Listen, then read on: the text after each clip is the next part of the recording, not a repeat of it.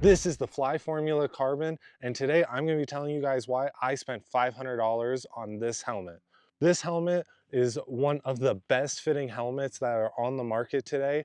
I tried on 3 different helmets when I was looking at helmets. I tried on the Shoei VFX Evo and I tried on the Bell Moto 10s. The reason I ended up picking this helmet over those 2 helmets is basically completely due to fit. This helmet just fit my crown really well and grips my cheeks really well without it feeling like it's too much pressure. Some of the features on this helmet that are just amazing to have is it has 21 different vents going all around this helmet, 7 of which are in the back, 14 are in the front. You do notice the air movement. I was up on top of a mountaintop doing some enduro riding, had my back to the wind, and I could actually hear the wind whistling coming in through the vents on the back of this helmet. Now, that does come with the downside of this helmet is a little bit noisy, especially at faster speeds, but we're motocross slash desert racers, so we're normally not going high speeds for that long, so the noisiness of this helmet doesn't actually really bother me. I do really appreciate how soft and cushiony the pads are.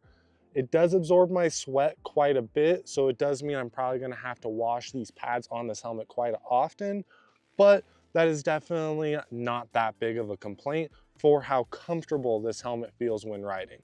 Another great feature on this helmet is it has an adjustable visor.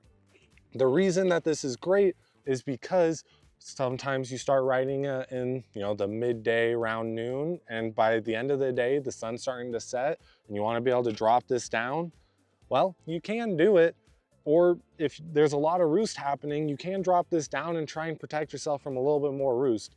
But there's a little bit of a catch here. The visor feels very short.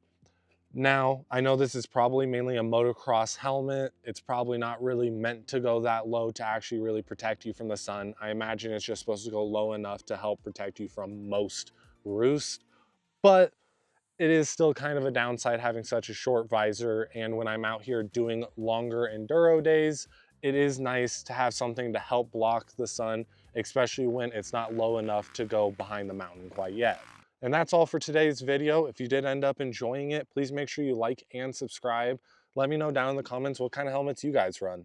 And I'll see you guys in the next video. Peace.